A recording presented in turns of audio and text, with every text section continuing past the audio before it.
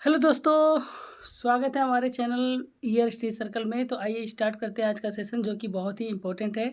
और सेशन का नाम है पीरियोडिक टेबल, तत्वों का आवर्त वर्गीकरण। ठीक है, तो ये बहुत ही इम्पोर्टेंट है और ख़ासकर तो ये एनसीईआरटी है। तो एनसीईआरटी हर एक एग्जाम में आता है, रेलवे में आता है, एसएससी में आता है, बैंकिंग में आता है, तो हर एक में आता है। तो हम लोग स्टार्ट करेंगे आज का ये सेशन, ठीक है, जो कि बहुत ही खास होने वाला है। तो चलिए स्टार्ट करते हैं सेशन को, ठीक है, बिना टाइम वेस्ट किए। ठीक है, टॉपिक का मैं एक बार फिर से नाम बताता देता हूँ कि ये क्या है हमारे पास। पीरियोडिक टेबल है। क्या है? पीरियोडिक टेबल, जिसको बोलते हैं तत्वों का वर्गीकरण, ठीक है, या आवर्तों का वर्गीकरण। ठीक है, तो आइए यहाँ पे देखते हैं कि क्या क्या है इसमें। ठीक है, तो स्टार्ट करते हैं वीडियो को, बने रहिएगा पूरा। ठीक है, चलिए, ये चैप्टर था हमारा 5th नंबर का, ठीक है, जिसका नाम है आवर्त वर्गीकरण। ठीक है, चलिए, तो बहुत ही अच्छे अच्छे क्वेश्चन बन जाएंगे, बस आपको इस नोट्स को बहुत ही ध्यान से देखना है। ठीक है, ओनली ध्यान से देखना है। ठीक है, चलिए, हमारे आसपास के पदार्थ तत्व मिश्रण एवं यौगिक के रूप में उपस्थित रहते हैं। तत्व तत्व क्या होते हैं? ऐसे पदार्थ जो एक ही अणु से मिलकर बने होते हैं, तत्व कहलाते हैं। ठीक है, उदाहरण के लिए यदि हम लोग देखें तो सोडियम, सोना और मैग्नीशियम, ये हमारे क्या है? एलिमेंट है। और यहाँ पे एक इम्पॉर्टेंट चीज़ आता है कि अभी तक हमारे पास 118 तत्व ज्ञात हैं। ठीक है, तो कभी कभी तो क्वेश्चन में ये भी पूछ लेता है कि अभी तक पीरियोडिक टेबल में कितने एलिमेंट खोजे गए हैं। ठीक है, तो कितने को नहीं पता होता है, तो कितने होते हैं? 118 होते हैं। ठीक है, चलिए आगे बढ़ते हैं। छोटा सा नोट से आपको बहुत कुछ सीखने को मिलेगा इसमें से। ठीक है, चलिए, अगला है हमारा टॉपिक कि वर्गीकरण की आवश्यकता क्यों हुई। ठीक है, वर्गीकरण की आवश्यकता क्यों हुई। ठीक है, तो क्या होता है वर्गीकरण करने से? तो आइए एक एक बातों को हम लोग डिस्कस करते हैं। ठीक है, तत्वों को सुव्यवस्थित ढंग से पढ़ने के लिए तथा उनके अध्ययन को आसान बनाने हेतु उनको वर्गीकृत किया गया है। ठीक है, जैसे कोई भी एलिमेंट हुआ, जैसे हमने हाइड्रोजन की बात किया, हाइड्रोजन को हमने पढ़ा, इसका एटॉमिक नंबर 1 है। ठीक है, जो इसका क्या है, जो परमाणु संख्या है क्या है? 1 है। तो हम लोग देखें कि इसका 1 है और इसकी कुछ क्वालिटी होंगे जो किसी अन्य एलिमेंट से मिलते होंगे, तो मतलब कि ये डिफरेंट डिफरेंट अलग अलग हो जाएंगे। तो इसलिए क्या हुआ कि इनको हमें सुविधाजनक हो जाती है यहाँ पे। ठीक है, आगे है कि यहाँ पे जो वर्गीकृत किया है वो कई साइंटिस्ट मिलके किए थे। ठीक है, तो पहले जो जो आए मिलके बनाए, वो उन्होंने अपना अपना मत दिया था। तो उन्होंने क्या क्या दिया था? जैसे कि डॉबर्नियर की जो ट्रिक है, ठीक है, डॉबर्नियर का जो ट्रिक का नियम होता है, ठीक है, वो क्या कहता है? जब तत्वों को उनके बढ़ते हुए परमाणु भार के अनुसार क्रमवार लगाया जाए तो 3 तत्वों के समूह प्राप्त होते हैं, जिन्हें त्रिक कहा गया है। ठीक है, त्रिक के मध्य तत्व का परमाणु भार अन्य 2 तत्वों के परमाणु भार का माध्य होता है। ठीक है, आपको माध्य पता होगा, तो मैं एक बार माध्य बता देता हूँ कि यदि किसी भी चीज़ का यदि आपको मीन निकालना है, ठीक है, क्या निकालना है? मीन निकालना है। तो जैसे मान लीजिए दो चीज़ों का हमें माध्य निकालना, तो a+b/, हम लोग क्या करेंगे? 2 कर देते हैं, क्योंकि 2 एलिमेंट है और 2 से हमने डिवाइड कर दिया, तो इसको मीन बोलते हैं। तो ये थर्ड वाला नंबर आ जाएगा। डॉबर्नियर ने यही कहा था। ठीक है, आगे देखते हैं कि यहाँ पे इन्होंने ऐसे बोला कैसे था और किस किस को उन्होंने बैठाया था। ठीक है, जैसे यदि हम लोग बात करें तो यहाँ पे कैल्शियम है। क्या है? यहाँ पे कैल्शियम है। ठीक है, कैल्शियम का जो परमाणु भार है वो 40 है। ठीक है, और यहाँ पे इस ट्रांजिशियम में, ठीक है, जिसको हम लोग SR से बोलते हैं, उसका कितना है? 87 है। ठीक है, और यहाँ पे एक बेरियम है, बेरियम का कितना है? 137 है। ठीक है, ये परमाणु भार की बात की गई है, न कि परमाणु क्रमांक की। ठीक है, तो देखिए होता है क्या है, यदि इन दोनों को हम लोग ऐड कर ले, ठीक है, इन दोनों को क्या कर ले? ऐड कर ले। ठीक है, और इनका मीन निकाल दे। ठीक है, इनका क्या कर ले? मीन निकाल ले, तो बीच वाले का हमारा क्या आ जाएगा? परमाणु भार आ जाएगा। ठीक है, जैसे मैं आपको एक बार ऐड करके बता देता हूँ कि 40.1 है यहाँ पे। ठीक है, और यहाँ पे 137 है। ठीक है, 137.3 है। ठीक है, तो नियर अबाउट आपको आ जाएगा, यहाँ पे 4 हो गया। ठीक है, और उसके बाद इसको ऐड कर लेंगे 16, और ये हमारे पास क्या हो गया? हाँ, इसको ऐड कर लेंगे तो हमारे पास कितना आ जाएगा? 7 हो जाएगा ये। ठीक है, और ये 1 हो जाएगा, तो लगभग ये 80 के, ठीक है, मतलब कि 160 के ऊपर ही आ रहा है। ठीक है, तो अब हमें क्या करना है? यहाँ 2 से डिवाइड कर देना है। ठीक है, तो 2 से डिवाइड करेंगे तो देखिए ए कटेगा, हमारे पास 8 आ जाएगा। ठीक है, फिर यहाँ पे बचेगा तो लगभग हमारे पास यहाँ पे भी क्या है 17 है, तो फिर भी 8 आ रहा है, तो नियर अबाउट इसके अप्रॉक्स आ रहा है, ठीक है, इसके अप्रॉक्स आ रहा है, ठीक है। तो यही चीज़ें उन्होंने फॉलो किया था, ठीक है। चलिए आगे देखते हैं, ठीक है। चलिए इनकी सीमाएं क्या क्या हैं, ठीक है। तो सीमाएं में क्या क्या है इनका, देखिए आप लोग कि उस तत्व, हाँ उस समय तक ज्ञात तत्वों में केवल 3 त्रिक ज्ञात कर सके, ठीक है। उन्होंने कितने याद किए थे, 3, ठीक है। जैसे एक क्या है आपका ये है, ठीक है, ये वाली लाइन आपको देख रहे हैं, ठीक है। क्या क्या है इसमें, लिथियम है, ठीक है, सोडियम है और पोटेशियम है, ठीक है। और एक आपका कैल्शियम है और स्ट्रांजेशियम है, और ये क्या है, क्लोरीन, ब्रोमीन, आयोडीन, ठीक है। ये 3 ही उनको ज्ञात ही हुआ था, ठीक है। यही हमारे 3 थे, ठीक है। अब आते हैं कि देखिए आपको क्वेश्चन पूछा जाएगा, ठीक है, कि उन्होंने मतलब कि कितने ज्ञात किए थे, कितने उनको उन्होंने फॉलो किया था, तो कितने किए थे, 3 किए थे यहाँ पे, ठीक है।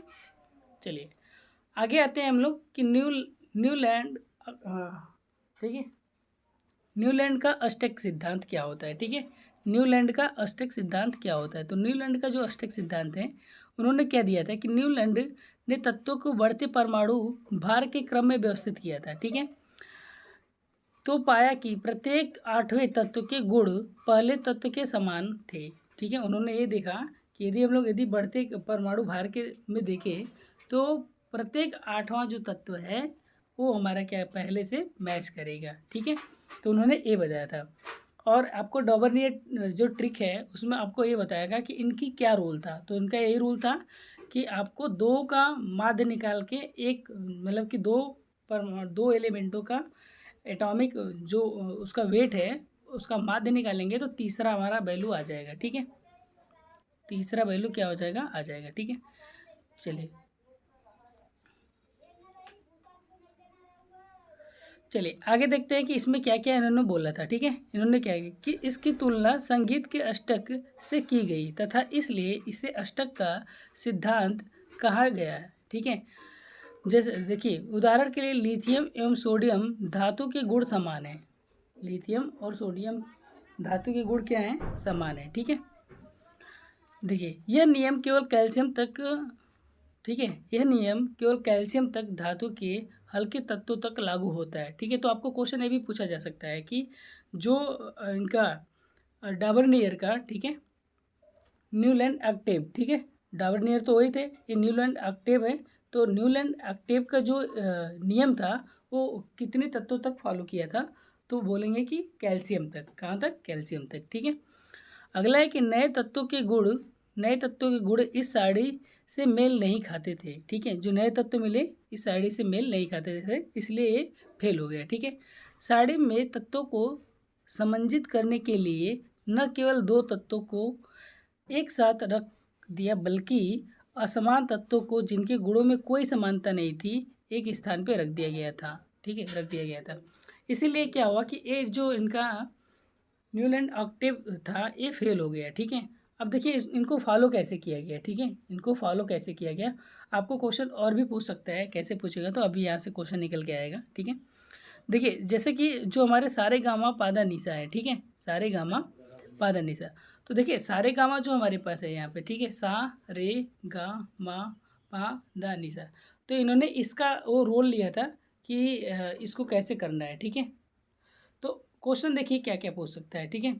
क्वेश्चन पूछेगा कि कौन सा वो सीरीज है, ठीक है, कौन सा वो ग्रुप है, ठीक है, या आवर्त है जिसमें डॉबर ने, हाँ, जिसमें न्यूलैंड ऑक्टेव में 2 एलिमेंट आते हैं, कितने एलिमेंट आते हैं, 2 एलिमेंट आते हैं, ठीक है।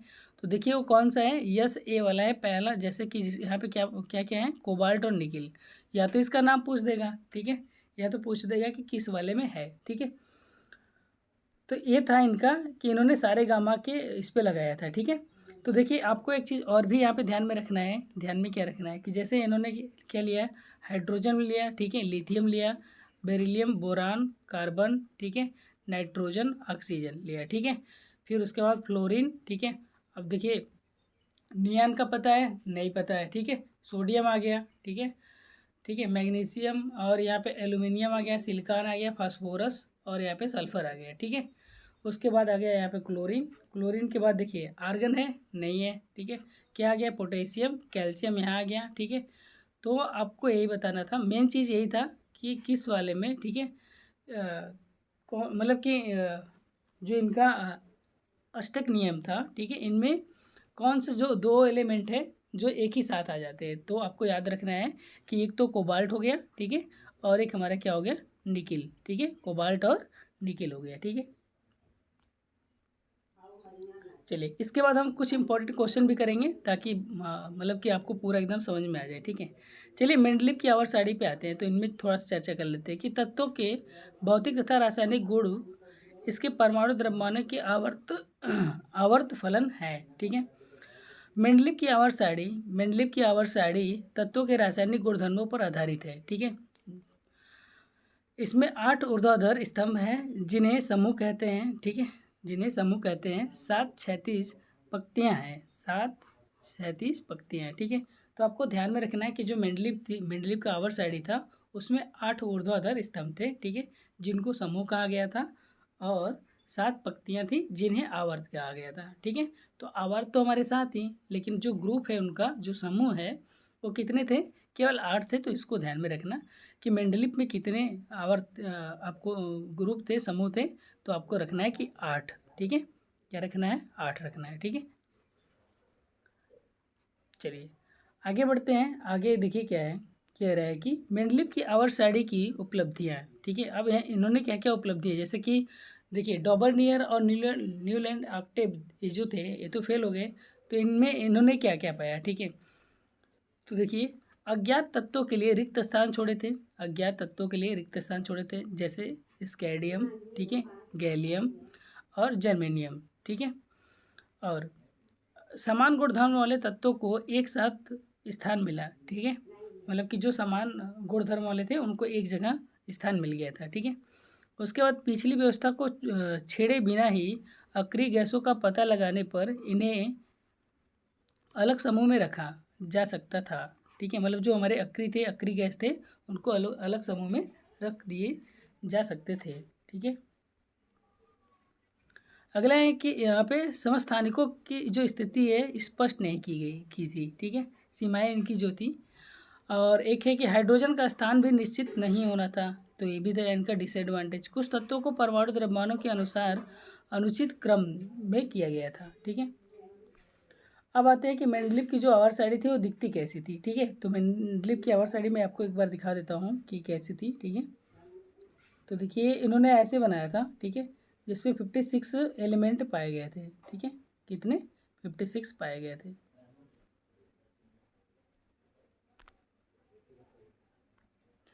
चलिए आते हैं यहाँ पे, अब आते हैं आधुनिक आवर्त सारणी पे आते हैं। कहाँ पे आते हैं? आधुनिक आवर्त सारणी पे आते हैं, ठीक है।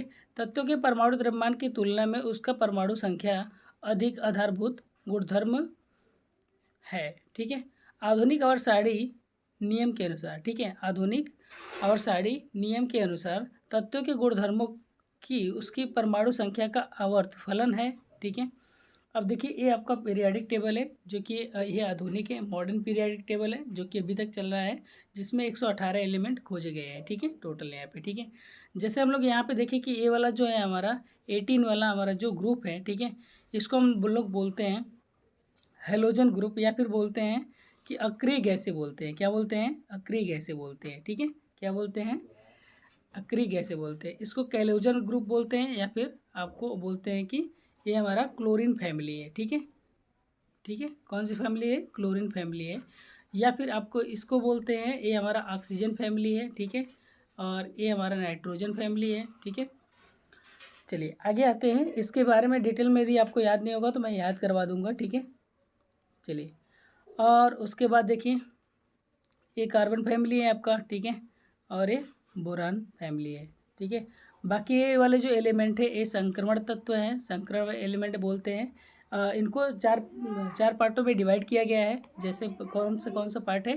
तो एक है यस और पी और डी, ठीक है, yup, S P D F, ठीक है। इसमें 2 इलेक्ट्रॉन होते हैं, इसमें 6, ठीक है, मैक्सिमम, इसमें 10 और इसमें कितने होते हैं? 14 होते हैं, ठीक है। तो इनसे मिल के बना है, अभी इसके बारे में हम लोग डिस्कस करेंगे, ठीक है। अभी तो हम बस इतना ही कर रहे हैं।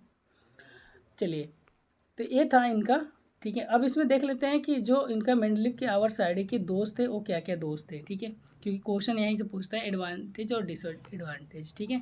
बाकी 30 तक तो आपको याद में ही रखना है, ठीक है। देखिए मेंडलीव की आवर साइड के दोस्त क्या है, ठीक है। आवर साइड द्वारा दूर हो गए, ठीक है, आवर साइड द्वारा दूर हो गए। समस्थानिक की स्थिति स्पष्ट की गई, ठीक है। देखिए क्या क्या दूर हुए, समस्थानिक की जिस स्थिति जो इसमें स्पष्ट नहीं थी, इसमें क्या हुआ, स्पष्ट हो गई।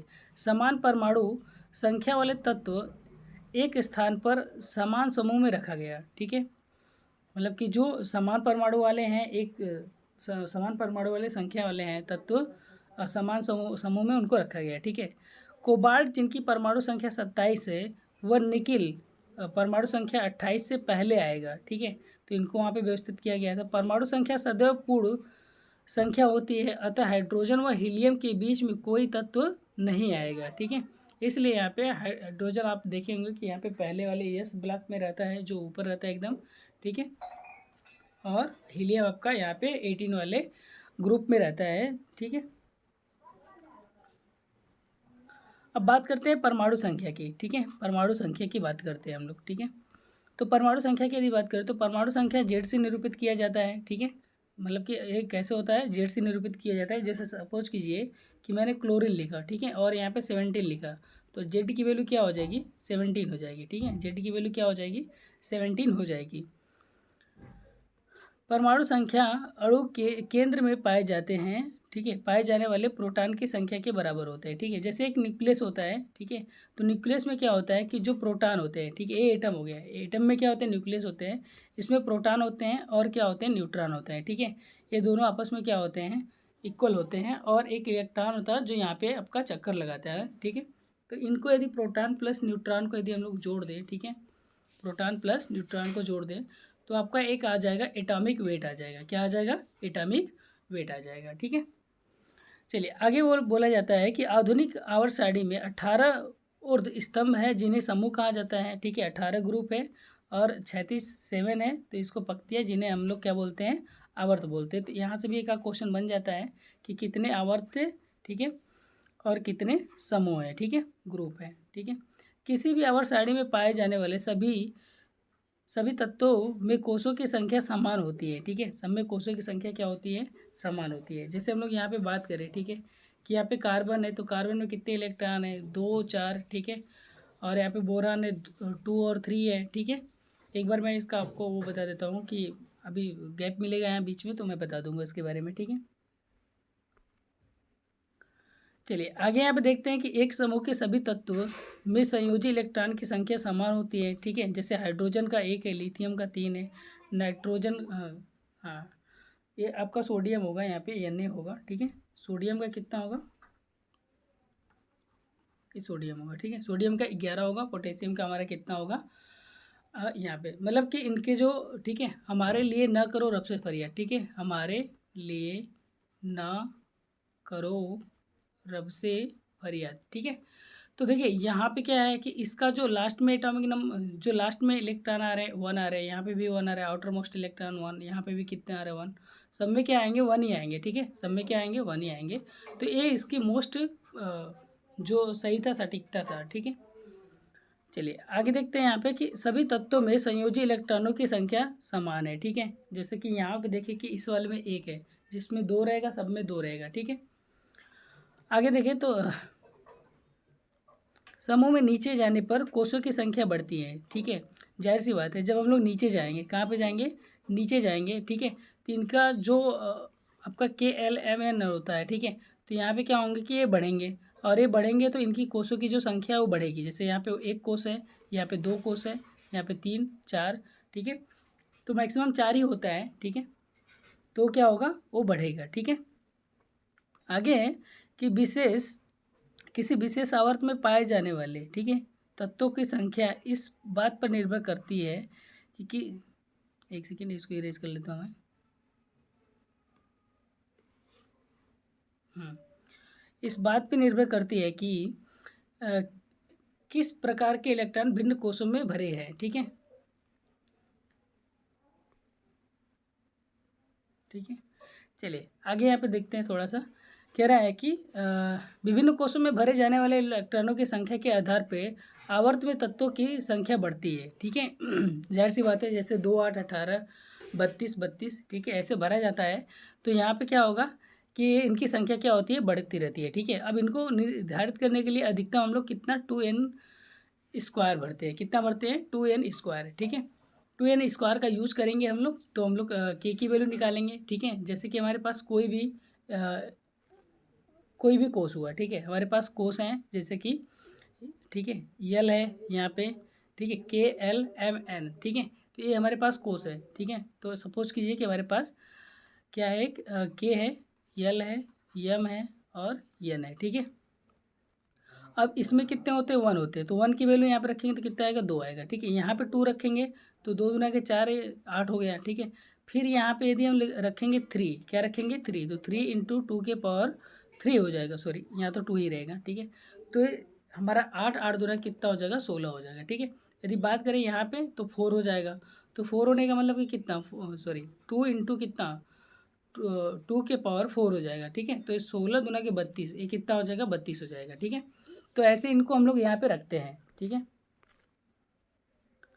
चलिए आगे आते हैं। आगे क्या कह रहे हैं कि आधुनिक आवर्त सारणी की प्रवृत्ति क्या है, ठीक है। संयोजकता में यदि देखिए हम लोग, तो परमाणु के सबसे बाहरी कोषों में उपस्थित इलेक्ट्रॉनों की संख्या को संयोजकता कहलाती है, ठीक है। मतलब कि जो परमाणु में सबसे बाहरी कोष में इलेक्ट्रॉन होंगे उसको क्या बोलेंगे, संयोजकता बोलेंगे, ठीक है। जैसे देखिए कि यदि हम सपोज कीजिए कि यहाँ पे हमने लिखा कार्बन, कार्बन कितना है 6 है, ठीक है। तो 2 हो गया, तो 2 पहले वाले में होगा। अब दूसरे में कितना 8 होता है, तो लेकिन यहाँ पे कितने हैं 6, तो 2 6 में से 2 माइनस कर लेंगे तो 4। तो बारीक कोष में इलेक्ट्रॉनों की संख्या कितना हो गया, 4। तो 4 इसकी क्या हो जाएगी, बैलेंसी हो जाएगी, 4 क्या हो जाएगी, बैलेंसी हो जाएगी इसकी, ठीक है। 4 क्या हो जाएगी, बैलेंसी हो जाएगी, संयोजकता हो जाएगा, ठीक है। तो ऐसे इन जैसे कि यहाँ पे सोडियम देखें तो सोडियम की जो बैलेंसी वो कितनी है, 1 है। मैग्नीशियम कितना है, 2 है। एल्यूमिनियम कितना है, 3 है, ठीक है। आर्गन का कितना है, 0, क्योंकि ये पूर्ण रूप से क्या है, फुलफिल है, ठीक है। पूर्ण रूप से क्या है, फुलफिल है, ठीक है। चलिए आगे आते हैं। यहाँ पे कह रहा है कि परमाणु साइज से परमाणु त्रिज्या का पता चलता है, ठीक है। यदि हाँ बिल्कुल, यदि उस हम लोग जैसे आवर्त में नीचे जाते हैं तो एटॉमिक नंबर जो है वो बढ़ता रहता है, मतलब परमाणु क्रमांक बढ़ेगा, परमाणु क्रमांक बढ़ेगा तो कोषों की संख्या बढ़ेगी, कोषों की संख्या बढ़ेगी तो त्रिज्या वहाँ पे बढ़ जाएगा, ठीक है। परमाणु के केंद्र से बाह्यतम कोषों की दूरी ही परमाणु साइज है, ठीक है। हाँ बिल्कुल वही चीज़ें हैं, ठीक है। आवर्त में बाएं से दाएं जाने पे, ठीक है, साइज या त्रिज्या घटती है, ठीक है। यदि हम लोग बाएं से दाएं जा रहे हैं, ठीक है, कहाँ से जा रहे हैं, बाएं से दाएं जा रहे हैं, ठीक है। बाएं से दाएं जाएंगे तो इनकी त्रिज्या क्या होगी, घटेगी, ठीक है। और नाभिकीय आवेश में क्रमिक वृद्धि होगी, ठीक है। और ये जैसे हमारे पास थर्ड आवेश है, ठीक है। थर्ड आवेश है जैसे यहाँ पे सोडियम है, ठीक है, मैग्नीशियम है, एल्यूमिनियम है, ठीक है।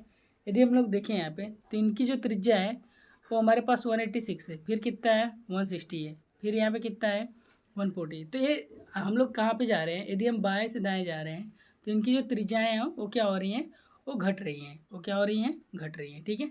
समूह में ऊपर से नीचे जाने पे, ठीक है, ऊपर से नीचे जाने पे त्रिज्या बढ़ेगी, ठीक है। अब ये भी मैं बताया, ठीक है, क्योंकि नए कोषों की संख्या बढ़ती है और नए कोषों की संख्या बढ़ेगी, जिससे कि नाभिक और बाह्यतम कोष की दूरी भी क्या होगी, बढ़ जाएगी, इसलिए यहाँ पे त्रिज्या क्या हो जाएंगी, बढ़ जाएंगी, ठीक है।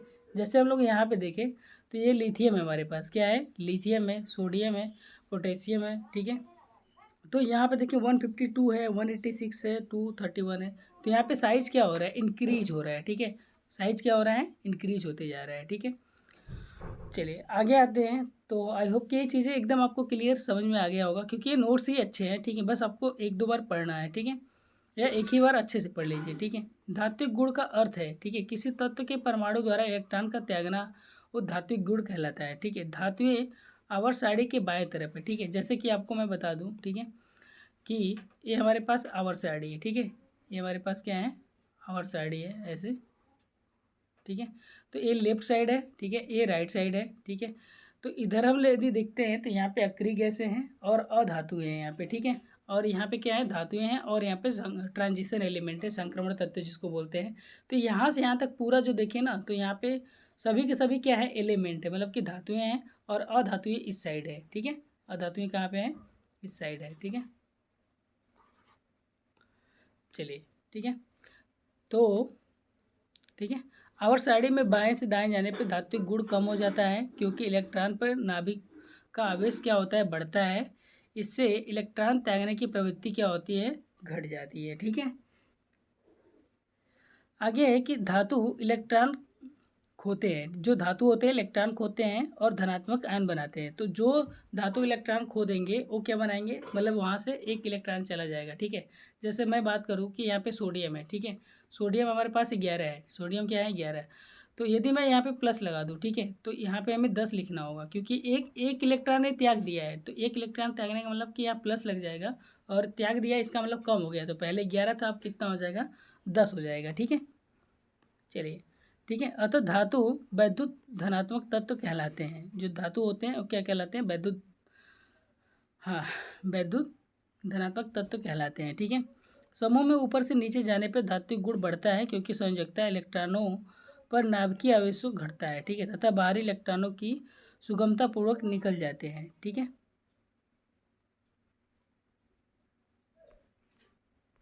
चलिए आगे देखते हैं, अधात्विक गुणधर्म क्या है, ठीक है। अधात्विक गुणधर्म क्या है इसको भी समझ लेते हैं, ठीक है। अधातुएं वैद्युत ऋणात्मक होती हैं, ठीक है। अधातुएं क्या होते हैं, वैद्युत धनात्मक होते हैं, ठीक है। वे इलेक्ट्रॉन को ग्रहण करती हैं। ये अधातुएं क्या होते हैं, इलेक्ट्रॉन को ग्रहण करते हैं। अधातुएं आवर्त सारणी में दाएं तरफ पाए जाते हैं, बिल्कुल पाए जाते हैं, ठीक है। आवर्त में बाएं से दाएं जाने पे आध्यात्मिक गुण बढ़ता है, ठीक है। यदि बाएं से दाएं जाएंगे तो आध्यात्मिक गुण क्या होगा, बढ़ेगा, क्योंकि प्रभावी जो नाभिक आवेश है बढ़ने के कारण इलेक्ट्रॉन ग्रहण करने की प्रवृत्ति बढ़ जाती है, ठीक है। इसके कारण ये होता है। समूह में ऊपर से नीचे आने पर आध्यात्मिक गुण कम होता है, ठीक है, कम हो जाता है, क्योंकि जो प्रभावी नाभिक है आवेश वहाँ पे कम हो जाता है, जिससे कि इलेक्ट्रॉन अपनाने की क्षमता कम हो जाती है, मतलब कि वो खो देती है, ठीक है। आवर्त सारणी के मध्य में उपधातु या अधातु पाई जाती है। कुछ गुण अधातुओं के तथा कुछ गुण अधातु के दर्शाते हैं, कुछ गुण धातुओं को तथा कुछ गुण अधातुओं को दर्शाते हैं, ठीक है। अब यहाँ पे आते हैं कि धातु ऑक्साइड क्षारीय प्रकृति के होते हैं, ठीक है। ये पॉइंट भी बहुत इंपॉर्टेंट है कि जो धातु ऑक्साइड होते हैं वो क्षारीय प्रकृति के होते हैं, जबकि जो अधातु ऑक्साइड होते हैं वो अम्लीय प्रकृति के होते हैं, ठीक है। तो यहाँ पे गुण लिखा हुआ है, आवर्त में परिवर्तन लिखा है, कारण इसका लिखा है, समूह में परिवर्तन लिखा है, और कारण यहाँ पे लिखा है, ठीक है। जैसे परमाणु साइज की हम लोग बातें करें, ठीक है, तो परमाणु साइज क्या हो जाता है, कम हो जाता है, प्रभाव, ठीक है। प्रभावी नाभिक आवेश बढ़ जाता है, जिससे कि नाभिक एवं इलेक्ट्रॉन के बीच में परस्पर आकर्षक बढ़ता है, ठीक है। फलस्वरूप इलेक्ट्रॉन व नाभिक के मध्य दूरी क्या होती है, घट जाती है, ठीक है। और यदि हम लोग यहाँ पे देखें तो ये क्या हो जाता है, बढ़ जाता है। नए कोषों के जुड़ने के कारण बाहरी कोष का जो नाभिक होता है इनके बीच की दूरी क्या हो जाती है, बढ़ जाती है, ठीक है। अब धात्विक गुण में देखिए हम लोग तो ये क्या हो जाता है, कम हो जाता है, ठीक है। प्रवाही नाभिक में हम देखें तो आवेश जो बढ़ने के कारण संयोजन इलेक्ट्रॉन होता है वो हमारा क्या हो जाता है, त्यागने की प्रवृत्ति घट जाती है, ठीक है। और यहाँ पे क्या हो जाता है, बढ़ जाता है, ठीक है। प्रभावी नाभिक में आवेश कम हो जाते हैं तथा संयोजी इलेक्ट्रॉन त्यागने की क्षमता क्या हो जाती है, बढ़ जाती है, ठीक है। इतना आपको ध्यान में रखना है, ठीक है। अब बात करते हैं यहाँ पे कि अधात्विक, ठीक है, अधात्विक गुण। तो अधात्विक गुण क्या होता है, बढ़ता है। प्रभाविक नाभिक आवेश के बढ़ने के कारण इलेक्ट्रॉन ग्रहण करने की प्रवृत्ति क्या हो जाती है, बढ़ जाती है, ठीक है। और यहाँ पे क्या हो जाता है, कम हो जाता है, ठीक है। और प्रभावी नाभिक आवेश की कम होने के कारण इलेक्ट्रॉन अपनाने की जो क्षमता होती है वो क्या हो जाती है, कम हो जाती है, ठीक है। तो ये था हमारे यहाँ तक आपका तत्वों का वर्गीकरण, ठीक है। अब आते हैं कुछ क्वेश्चन के साथ। वैसे तो टाइम बहुत ज़्यादा हो गया तो मैं जल्दी जल्दी क्वेश्चन करा देता हूँ, ठीक है। बाकी आप लोग थोड़ा सा देखिएगा, ठीक है।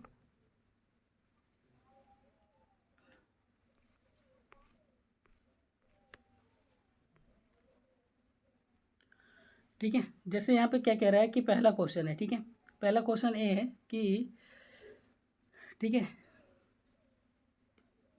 पहला क्वेश्चन है कि किस तत्व तक अष्टक नियम लागू हो पाया था, ठीक है। तो देखिए आपने अभी भी पढ़ा है, तो कहाँ तक लागू हुआ था, कैल्शियम तक लागू हुआ था, ठीक है।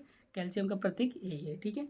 अगला क्वेश्चन आपका कह रहा है कि मेंडलीव आवर्त सारणी नियम के अनुसार आवर्त सारणी में तत्व किस क्रम में व्यवस्थित किए गए थे? तो देखिए मेंडलीव की आवर्त सारणी है, किसकी है?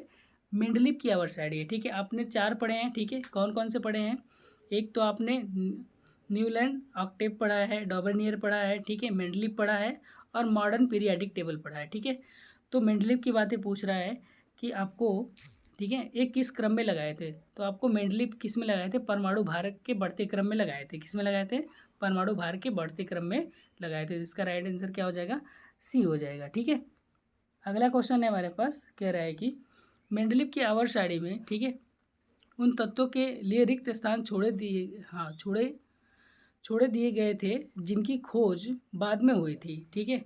तो ये किस तत्व को आवर्त सारणी के बाद स्थान मिला था, ठीक है। तो देखिए आपको 3 वहाँ पे तत्व मिला था, ठीक है। कितने मिले थे? 3 तत्व मिले थे, ठीक है। तो एक क्या था? जर्मेनियम, ठीक है। क्या था? जर्मेनियम। अगला है, अगला क्वेश्चन है यहाँ पे,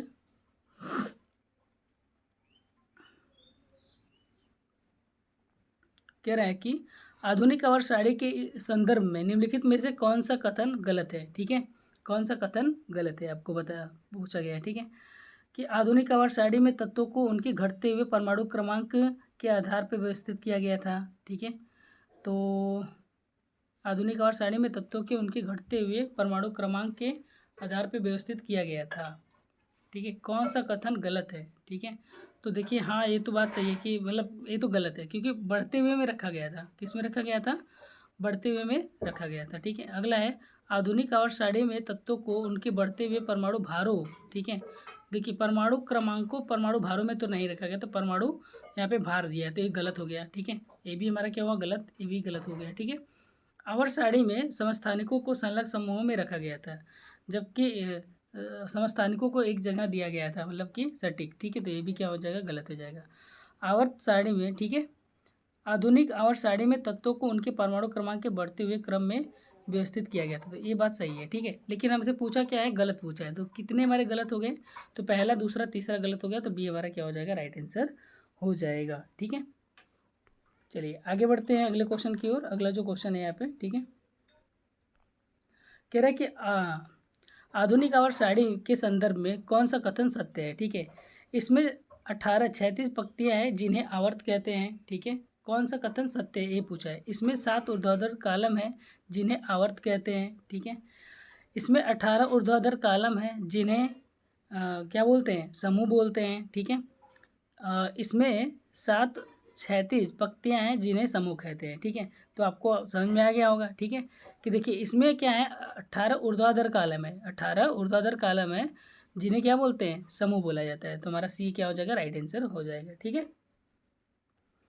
चलिए आगे बढ़ते हैं अगले क्वेश्चन की ओर। अगला जो क्वेश्चन है वो क्या कह रहा है कि, ठीक है, मोबाइल भी बहुत गर्म हो गया है, कब से चल रहा है।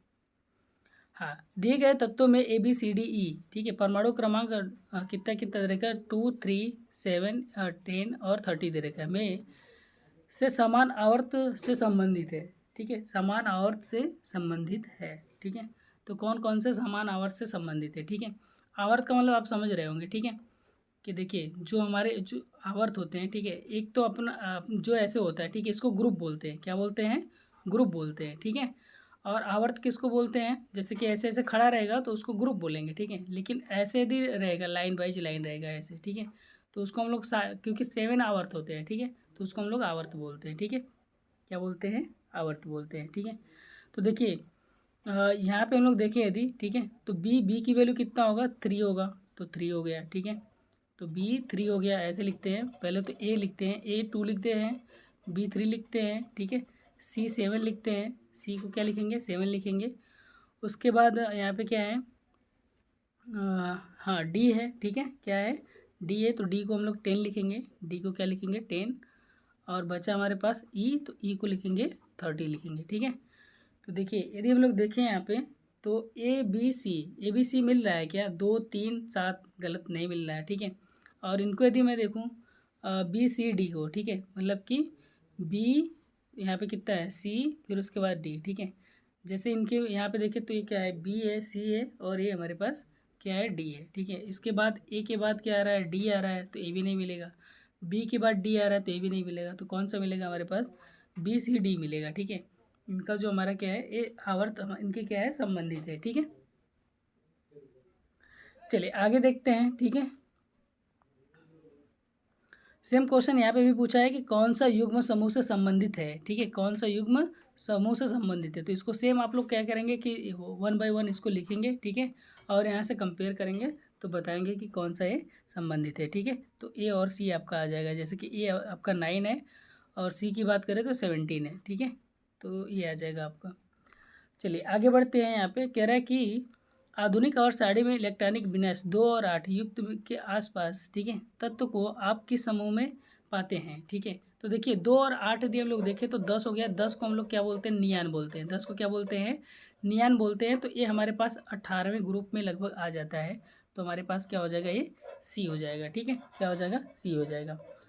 अगला क्वेश्चन हमारे पास यहाँ पे कि एक तत्व जो सभी कार्बनिक यौगिक का आवश्यक अवयव है, संबंधित है। ठीक है, एक तत्व जो सभी कार्बनिक यौगिक का आवश्यक अवयव है। ठीक है, तो समूह 1 से, समूह 14 से, समूह 15 से और समूह 16 से। ठीक है, तो यदि हम लोग देखें यहाँ पे, ठीक है, कि जो हमारे पास कार्बन वाला है तो वो समूह हमारे किस में आ जाता है, 14 में आ जाता है। किस में आ जाता है, 14 में आ जाता है। ठीक है, चलिए आगे बढ़ते हैं। अगला क्वेश्चन है, कह रहा है कि आवर्त 2 के तत्वों के लिए निम्नलिखित में से कौन सा कोष बाह्यतम है। ठीक है, आवर्त 2 की बातें कर रहे हैं। ठीक है, तो 2 में देखिए कितने होते हैं, 2 जैसे कि कितने होते हैं, जैसे कि K L M N होते हैं, 4 होते हैं। तो 2 में कितने होते हैं, आपको ये पूछा गया है। ठीक है, 2 में कितने कोष होते हैं। ठीक है, ये पूछा गया है। तो 2 में आपका ये होता है यल। ठीक है, यल कोष होते हैं, मतलब कि 2 ही होते हैं। एक तो आपका के हो जाएगा। ठीक है, उसके बाद क्या हो जाएगा, एल हो जाएगा। इसी में आपका पूरा हो जाता है। ठीक है, चलिए अगला क्वेश्चन है। यहाँ पे कह रहा है कि निम्नलिखित में से कौन सा अधिकतम संयोजी इलेक्ट्रॉन रखता है। कौन सा अधिकतम संयोजी इलेक्ट्रॉन रखता है। ठीक है, तो जिसके बाहरी कक्षा में जो इलेक्ट्रॉन होते हैं, ठीक है, जैसे कि यहाँ पे आपका फास्फोरस है। ठीक है, ये 15 रखेगा। ठीक है, एल्यूमिनियम भी 3 ही रखेगा। ठीक है, और सोडियम 1 रखेगा, सिलिकॉन 14 रखेगा। ठीक है, और ये 15 रखेगा। ठीक है, उसके बाद है कि यहाँ पे अगला क्वेश्चन है कि ऑक्सीजन, फ्लोरीन तथा नाइट्रोजन की परमाणुक त्रिज्याओं को बढ़ता हुआ क्रम, सही क्रम कौन सा होगा। ठीक है, तो ऑक्सीजन है, ऑक्सीजन का 8 है, नियान का, अरे फ्लोरीन का 9 है, और अच्छा ये नाइट्रोजन है, सॉरी, तो नाइट्रोजन का 7 है। ठीक है, तो बढ़ती हुई त्रिज्याओं के आधार पे रखना है। ठीक है, तो बढ़ती हुई त्रिज्याओं के आधार पे हम लोग देखें। ठीक है, तो सबसे बड़ा कौन सा होगा, फ्लोरीन होगा, फिर उसके बाद ऑक्सीजन होगा, फिर उसके बाद क्या होगा, नाइट्रोजन होगा। ठीक है, अगला निम्नलिखित में से किस तत्व का परमाणु त्रिज्या सर्वाधिक है। ठीक है, तो देख लीजिए सब, आपको बस इसका क्या पता होना चाहिए। जैसे कि ये 11 है, ये आपका 12 है, ये आपका 19 है, ये 20 है। ठीक है, तो आप बता सकते हैं कि किसका सबसे ज़्यादा बड़ा होगा। ठीक है, तो यहाँ पे हम लोग यदि बात करें तो यहाँ पे किसका होता है सबसे बड़ा, जो परमाणु त्रिज्या होती है वो पोटेशियम की हो जाती है सबसे बड़ा। ठीक है, अगला है कि निम्नलिखित में से कौन सा तत्व आसानी से इलेक्ट्रॉन खो देता है। ठीक है, तो जिसके पास इलेक्ट्रॉन कम होगा वो आसानी से खो देगा। ठीक है, जैसे कि सोडियम हुआ, हमारे पास क्या हुआ, सोडियम हुआ, पोटेशियम हुआ, ये एक ही इलेक्ट्रॉन होते हैं इसमें, तो ये आसानी से क्या करेंगे, खो देंगे। ठीक है, निम्नलिखित में से कौन सा तत्व आसानी से इलेक्ट्रॉन नहीं खोता है। ठीक है, तो कौन सा तत्व इलेक्ट्रॉन आसानी से नहीं खोता है, तो फ्लोरीन। ठीक है, कौन सा, फ्लोरीन नहीं खोता है।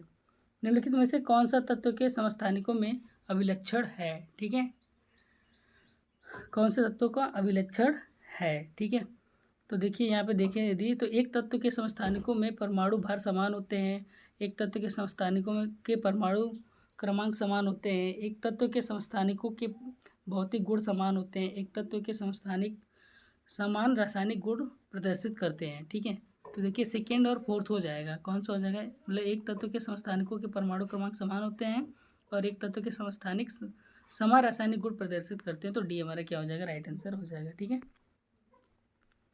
आगे निम्नलिखित तत्वों को धात्विक गुणों के घटते हुए क्रम में व्यवस्थित कीजिए। ठीक है, धात्विक क्रम में व्यवस्थित कीजिए। ठीक है, घटते हुए, ठीक है, किस में करना है, घटते हुए क्रम में व्यवस्थित करना है। ठीक है, तो देखिए, तो यहाँ पे हमारे पास क्या है, क्लोरीन है, सिलिकॉन है, ठीक है, एल्यूमिनियम, मैग्नीशियम, तो ये हमारा क्या है, जिनकी परमाणु त्रिज्या क्या है, घटते क्रम में है, तो ये हमारे क्या हो जाएंगे, घटते क्रम में हो जाएंगे। ठीक है, सॉरी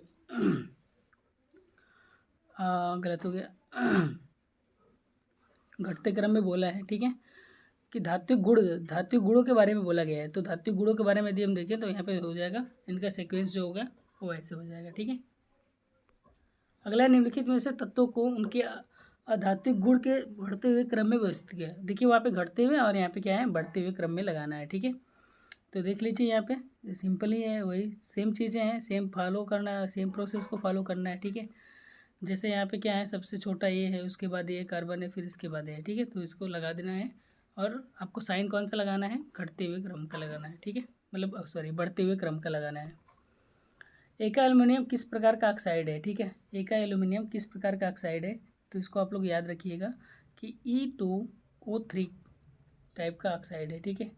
तीन तत्व BSI और जर्मेनियम, ठीक है, कि धातुएं, अधातुएं, ठीक है, उपधातुएं, ठीक है, और क्या है, धातुएं, अधातुएं, उपधातुएं, क्रमश धातुएं, अधातुएं तथा उपधातुएं, तीनों है, ठीक है। तो बताइए ये क्या है, ठीक है।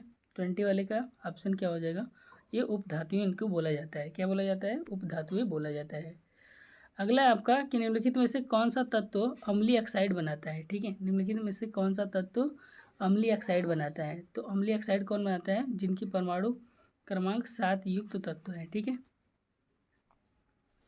अगला है कि परमाणु क्रमांक 14 वाला तत्व कठोर है तथा अम्लीय ऑक्साइड एवं एक सा संयोजक हाइलाइट बनाता है। यह तत्व निम्नलिखित में से किस वर्ग के से संबंधित है, ठीक है, किस वर्ग से संबंधित है।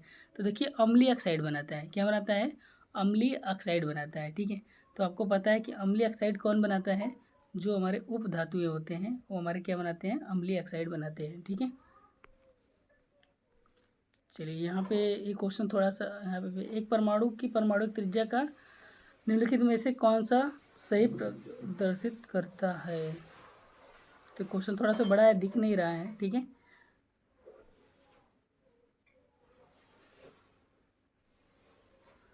जैसे कि यहाँ पे क्या है, KLM है, ठीक है, यहाँ पे R है और यहाँ पे है कौन सा सही परमाणु त्रिज्या के बारे में यदि बात करें तो यहाँ से यहाँ तक ही परमाणु त्रिज्या होता है ये, बल्कि इसके अंदर नहीं होता है, ठीक है। तो यही सही हो जाएगा।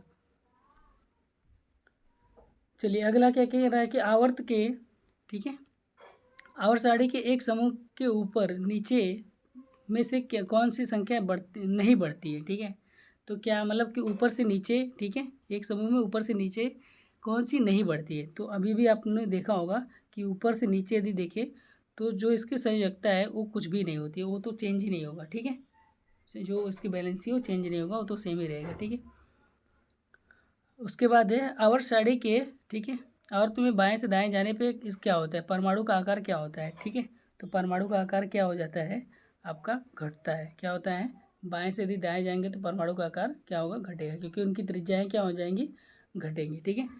निम्नलिखित में से तत्वों का कौन सा समूह धात्विक गुणों के बढ़ते हुए क्रम में लिखा गया है, धात्विक गुणों को बढ़ते हुए क्रम में लिखा गया है, ठीक है। तो देखिए ये हो जाएगा बेरिलियम, मैग्नीशियम और कैल्शियम, इनके बढ़ते हुए क्रम में लिखा गया है, ठीक है। तो दोस्तों आज का सेशन बस इतना ही रहेगा, बहुत लंबा वीडियो बन गया, ठीक है। हालांकि आप लोग पूरा देखिएगा, ठीक है, आपको यहाँ पे 26 मैंने क्वेश्चन भी करवा दिए हैं, ठीक है। तो इसको देखना, ये आपके एग्जाम में ही पूछे जाएंगे, ठीक है, NCERT में, रेलवे में पूछे जाएंगे, ठीक है। बाकी 10th वालों के लिए तो पूछा ही जाएगा, तो उनके लिए बहुत ही इंपॉर्टेंट है, ठीक है। चलिए मिलते हैं नेक्स्ट वीडियो में, तब तक के लिए जय हिंद, जय भारत, ख्याल रखिएगा अपना।